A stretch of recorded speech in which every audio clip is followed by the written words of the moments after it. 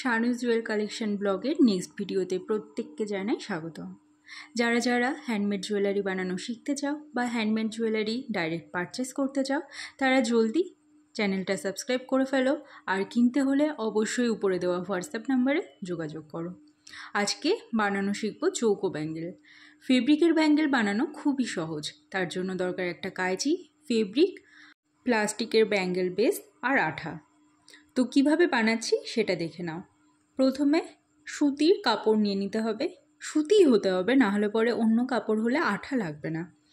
তো একটা নির্দিষ্ট পরিমাণে আয়তনে কেটে নিতে হবে। আমি এখানটা 26 সাইজের ব্যাঙ্গেল নিয়েছি, সেই পরিমাণে কিছুটা লম্বা আকারে সরু করে আমি ফেব্রিকটা কেটে নিচ্ছি। কাটার সময় মনে রাখতে হবে যেন ইকুয়ালি হয়, সম্পূর্ণ ফার্স্টের থেকে লাস্ট পর্যন্ত যতটা কাটবে জিনিসটা যদি স্কেলে মাপ দিয়ে নাও তাহলে তো খুবই ভালো হবে। আমি এখানে আন্দাজে একটা আয়তনে কেটে নিচ্ছি। কেটে নেওয়ার পর জিনিসটা কিভাবে তৈরি হবে, কিভাবে সুন্দর একটা ব্যাঙ্গেল তৈরি করবে সেটা দেখে নাও। এই দেখো কাটা হয়ে গেছে। এবার এই ফেব্রিকের যে কোনো একটা প্রান্ত উল্টো দিক করে সেখানে ফেভিকল আঠা আমি দিয়ে নিচ্ছি। অল্প পরিমাণে ফেভিকল আঠা দেবে, বেশি দেবে না।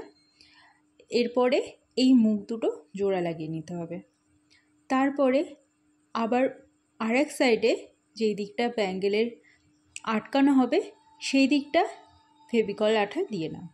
আমি এখানে কোনো ব্র্যান্ডকে প্রমোশন করছি না, আমি যেহেতু ফেভিকল আঠা ইউজ করি আর ফেভিকল লোকাল মার্কেটে সব জায়গায় পাওয়া যায়, তাই এই আঠাটা ইউজ করছি। এবার দেখো কিভাবে মুড়িয়ে মুড়িয়ে ব্যাঙ্গেলটা সম্পূর্ণ করতে হবে। যদি না মোড়াও ঠিক আছে, তাহলে পরে কিন্তু সুতো উঠে উঠে যাবে।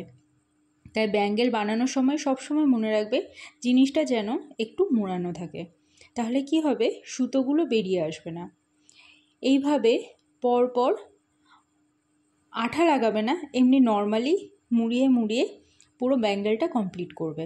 তোমরা যারা ফেব্রিক জুয়েলারি কোর্স করতে চাও তারাও হোয়াটসঅ্যাপ নাম্বারে যোগাযোগ করো। 3 দিনের কোর্স রয়েছে, আর বাকি ডিটেল জানতে অবশ্যই আমাকে হোয়াটসঅ্যাপ করতে হবে। বেসিক টু প্রিমিয়াম লেভেলেই শেখানো হবে, যেরকম এখনকার যুগে মানুষের পছন্দ, কীরকম ধরনের জিনিস তারা চাইছে, মার্কেটে কোন জিনিসের দাম কীরকম, সে সমস্ত কিছু ডিটেলে বুঝিয়ে দেওয়া হবে। তাই দেরি না করে কোর্সটা ঝটপট নিয়ে নিজের বিজনেস স্টার্ট করে দাও। আর পরবর্তী দিনে আরও সুন্দর সুন্দর জুয়েলারি মেকিং ভিডিও দেখতে বা শিখতে অবশ্যই চ্যানেলটা সাবস্ক্রাইব করে দাও। আর ভিডিওটা যদি ভালো লেগে থাকে অবশ্যই লাইক এবং কমেন্ট করে দাও। তোমরা যারা ফেব্রিক জুয়েলারি পরতে ভালোবাসো, সামনে দুর্গা পুজো আসতে, কালী পুজো আসতে, তারা নিজের ড্রেস বা শাড়ির সাথে সুন্দর ম্যাচিং জুয়েলারি তৈরিও করে নিতে পারো। আবার এখান থেকে আমি যেগুলো পাবলিশ করেছি সেখান থেকে যদি কিছু পছন্দ হয় অবশ্যই স্ক্রিনশট নিয়ে হোয়াটসঅ্যাপ করতে পারো।